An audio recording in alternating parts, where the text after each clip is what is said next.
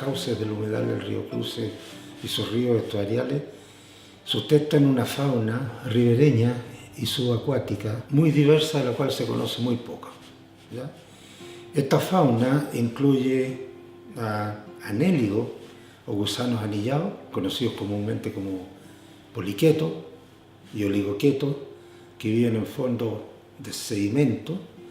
Incluyen a insectos acuáticos cuyos estados preadultos o juveniles viven entre los bolones o entre piedras, donde también habitan camarones de río. Esta fauna incluye también a los camarones de vega, que están en las riberas de los ríos del humedal, e incluye además a anfibios y reptiles. Ahora, ¿por qué es necesario estudiar la macrofauna o la fauna de organismos que viven en los fondos sedimentarios y en los fondos ritrales o pedregosos? Se ha estudiado en diferentes humedales este tipo de fauna y se ha encontrado que son buenos indicadores de calidad del agua y de los sedimentos. Por lo tanto, lo que hemos hecho en este programa de diagnóstico es hacer un catastro de la riqueza de especies y abundancias poblacionales de esta fauna, de tal modo de poder seleccionar especies indicadoras de cierta calidad de agua, de cierta calidad de sedimento, que sean abundantes, que sean fácilmente colectables, de tal modo que las podamos estudiar en el tiempo para evaluar eventuales cambios interanuales, por ejemplo, en la estabilidad ambiental del humedal.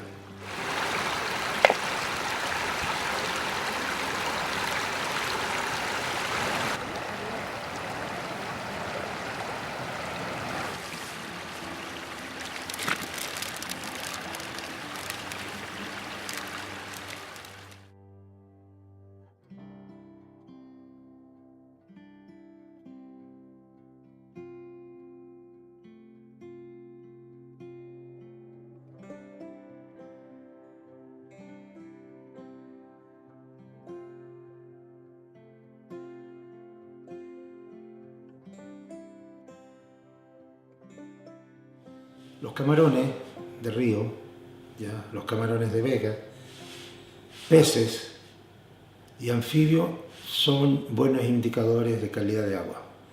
De tal modo que si queremos tener una visión integral de todo el humedal, tenemos que incluir a toda esta fauna en nuestro estudio. Por lo tanto, es necesario estudiar las abundancias poblacionales y cómo varían estas en el tiempo. Más aún, algunos de estos organismos, como los camarones, pequeños peces, algunos sapos, algunas lagartijas, son consumidos por organismos que están en niveles superiores de la trama trófica del humedal, como por ejemplo las garzas y el bullín. De tal modo que es necesario conocer las abundancias poblacionales de estos organismos a fin de evaluar, por ejemplo, si en el futuro ocurren situaciones anómalas en las poblaciones de garzas, por ejemplo.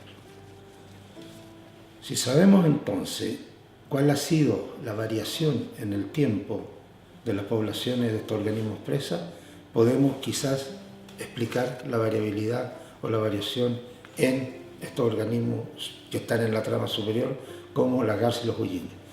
Como complementario a eso, es importante conocer el estado actual en las concentraciones de elementos y compuestos químicos en el tejido de estos organismos para evaluar eventuales relaciones entre calidad de agua y sedimentos y esas concentraciones en estos organismos que los estamos considerando como indicadores de calidad ambiental del humedal.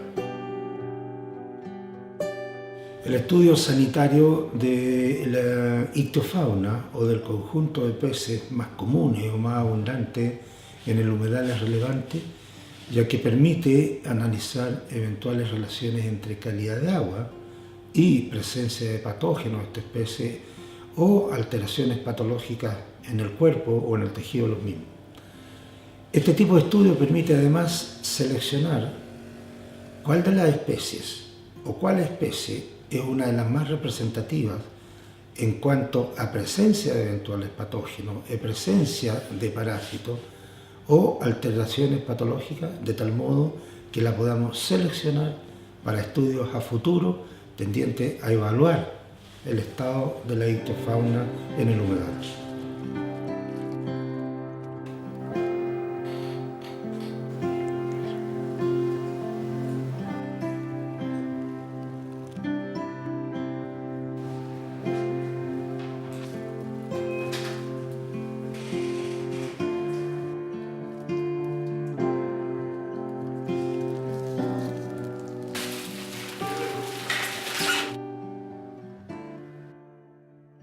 En el examen de necropsia lo que se hace es tomar las muestras de los órganos de cada pez para posteriormente hacer los análisis que están propuestos, o sea, la búsqueda de bacterias, de virus, de hongos y de parásitos.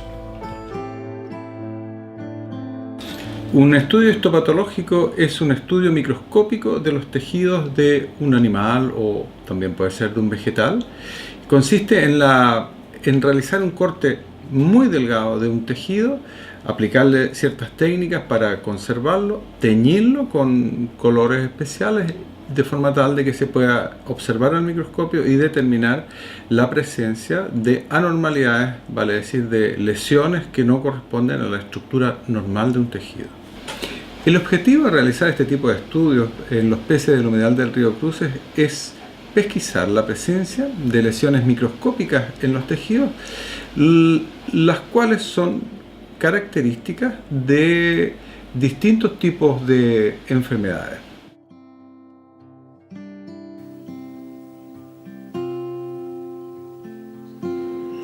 La región de los ríos tiene 17 especies de anfibios y 5 especies de reptiles.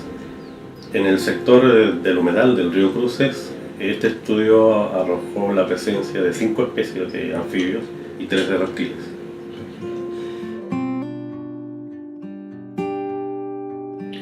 Los anfibios son considerados buenos indicadores, principalmente por la particularidad de su piel, que es semipermeable.